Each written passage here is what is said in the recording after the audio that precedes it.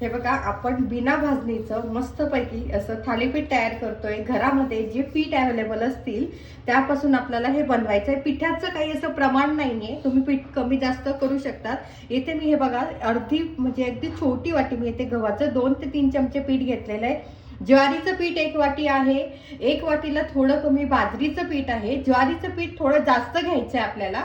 आणि त्याचबरोबर नाचणीचं पीठ सुद्धा 1 वाटीला थोडं कमी आहे. आणि 1 वाटीला थोडं कमी आपण डाळीचं पीठ घेतलेलं आहे.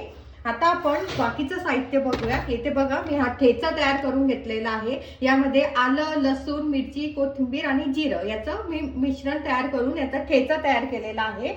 आणि बाकीचं साहित्य आता आपण नंतर घालूया. त्यासाठी सगळ्यात आधी एक भांडं घ्यायचं आपल्याला, मोठं स्टीलचं. आणि यामध्ये आपल्याला सगळ्यात आधी नाचणीचं पीठ घालून घ्यायचं आहे. त्यानंतर बाजरीचं पीठ घालायचं आहे. नंतर ज्वारीचं पीठ घालून घेऊया. त्यानंतर आपण यामध्ये घालायचं आहे डाळीचं पीठ. डाळीचं पीठ आपल्याला हे घालणं आवश्यकच आहे. बाकीचं एखादं पीठ नसलं तरी चालेल, पण डाळीचं पीठ घाला, त्यामुळे जे आपण थालीपीठ बनवतोय त्याला टेस्ट खूप छान येते. आता यामध्ये आपण जो ठेचा तयार करून घेतलेला होता तो ठेचा आता आपण यामध्ये घालून घ्यायचा आहे.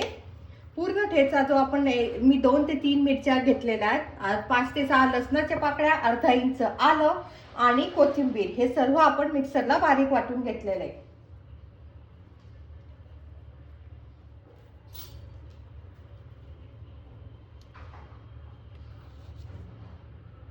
त्यानंतर आता यामध्ये आपण घालायचं आहे ओवा.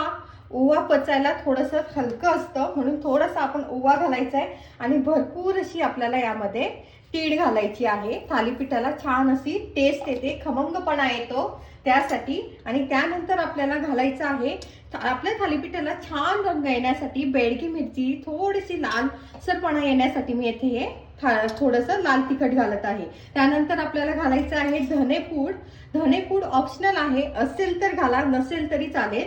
आणि त्याचबरोबर आपल्याला थोडीशी हळद घालायची आहे. आणि आता यामध्ये आपण सगळ्यात महत्त्वाचा जो इन्ग्रेडियंट आहे ते म्हणजे मीठ. कारण मिठाशिवाय त्याला चवच नाहीये. कुठलंही अन्न असू द्या, मिठाशिवाय त्याला चवच नसते. म्हणून आपण मीठ घालायला विसरायचं नाहीये. यामध्ये आता आपण घालायचं आहे मीठ. चवीप्रमाणे मीठ घातलेलं आहे.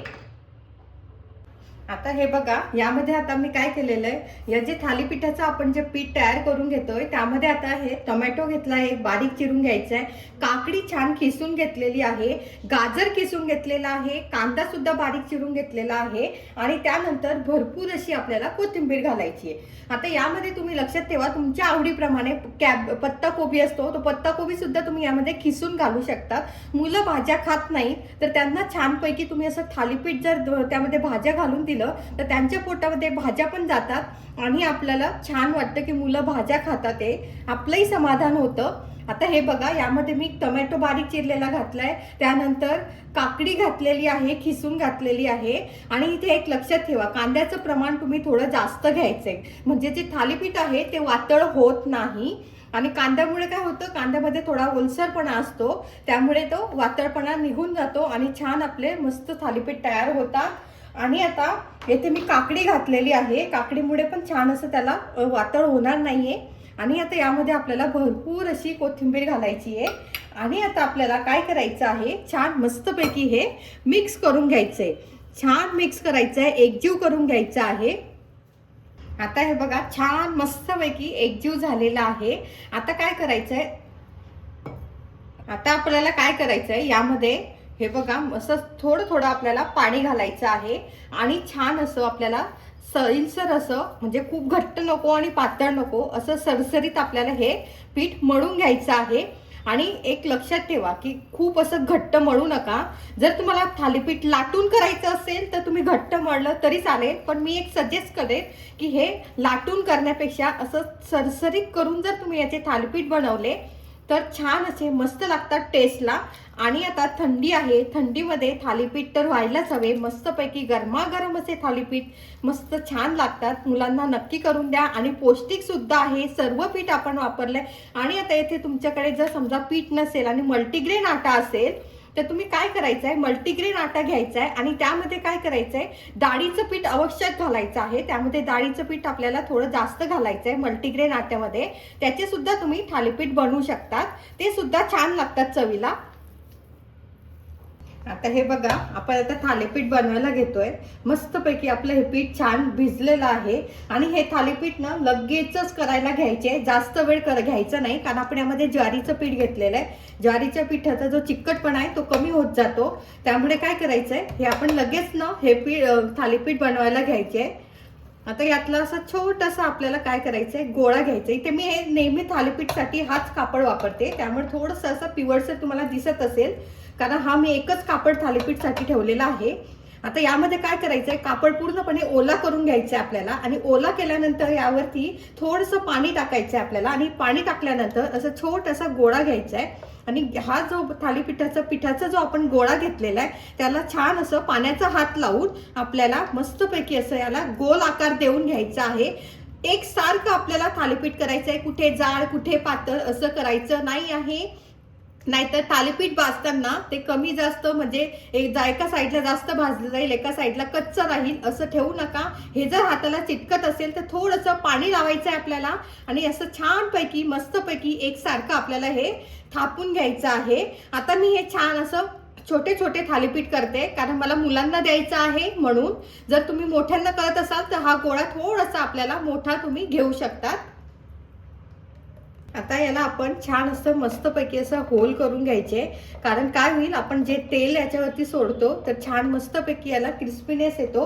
आता काय करायचं, इथे मी तवा घेतलेला आहे, तव्याला छान मस्तपैकी तेल लावून घेतलंय. तवा छान गरम झालेला आहे आणि तवा गरम झाल्यानंतरच आपल्याला यावरती थालीपीठ घालायचे. आता आपण जे तयार करून घेतलेलं जे थालीपीठ आहे ते आता यावरती आपल्याला हा जो रुमाल आहे हा मस्तपैकी असा ठेवायचा आणि वरच्या साईडने असं हलक्या हाताने याला प्रेस करायचं आहे आणि हळूच आपल्याला हे काढून घ्यायचं आहे.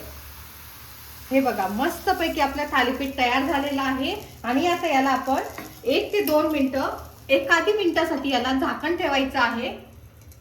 आता हे बघा, यावरती आपण मी झाकण ठेवलं, पण झाकण ठेवायच्या आधी आपल्याला यावरती थोडंसं आपल्याला तेल घालायचं आहे साईडने आणि आपण ज्याला होल पाडून घेतलंय थालीपीठला त्याच्यामध्ये सुद्धा असं आपल्याला छान मस्तपैकी असं थोडंसं तेल सोडायचं आहे, म्हणजे छान आपलं हे थालीपीठ तयार होतं. आणि आता मग तुम्ही यावरती झाकण ठेवायचं आहे. मी आधी तुम्हाला तेल न घालताच सांगितलं, सॉरी.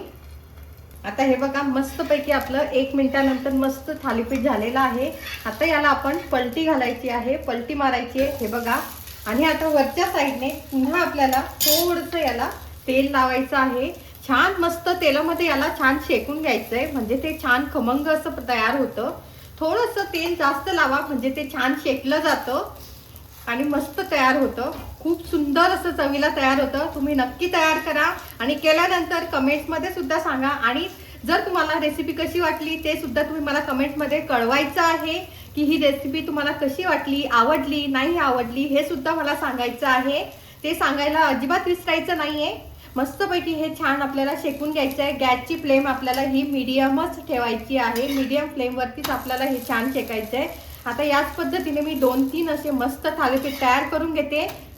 हे बघा, शेकून झाल्यानंतर मी तुम्हाला मस्त दाखवते. हे बघा, मस्तपैकी आपलं हे छान तयार झालेलं आहे थालीपीठ. हे बघा, झटपट पटापट थालीपीठ, खमंग आणि फटाफट आहे की नाही, छान छान.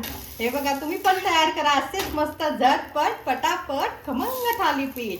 आणि कसे झाले हे सुद्धा तुम्ही मला कमेंट्समध्ये सांगायचं आहे. हे बघा, मस्तपैकी आपलं हे खमंग असं थालीपीठ झटपट पटापट मस्त तयार झालेलं आहे. आता हे आपण कशासोबत खायचं, तर हे बघा, हे मी लिंबूचं लोणचं आहे त्यासोबत खाणार आहे. तर तुम्ही दही सोबत किंवा चटणी सोबत, आपली शेंगदाण्याची चटणी असते त्यासोबत तुम्ही सुद्धा हे खाऊ शकता. चवीला अप्रतिम असं लागतं. तुम्ही एकदा ट्राय करा. मी विश्वासाने सांगते की हे चवीला खूप छान असं तयार झालेलं आहे. आणि कमेंट्स करून मला सांगायचं आहे. आणि जर तुम्हाला रेसिपी आवडली असेल तर लाईक करा, शेअर करा आणि सबस्क्राईब सुद्धा करा. आणि त्याचबरोबर पुन्हा भेटूया नवीन रेसिपी सोबत. धन्यवाद. Happy cooking.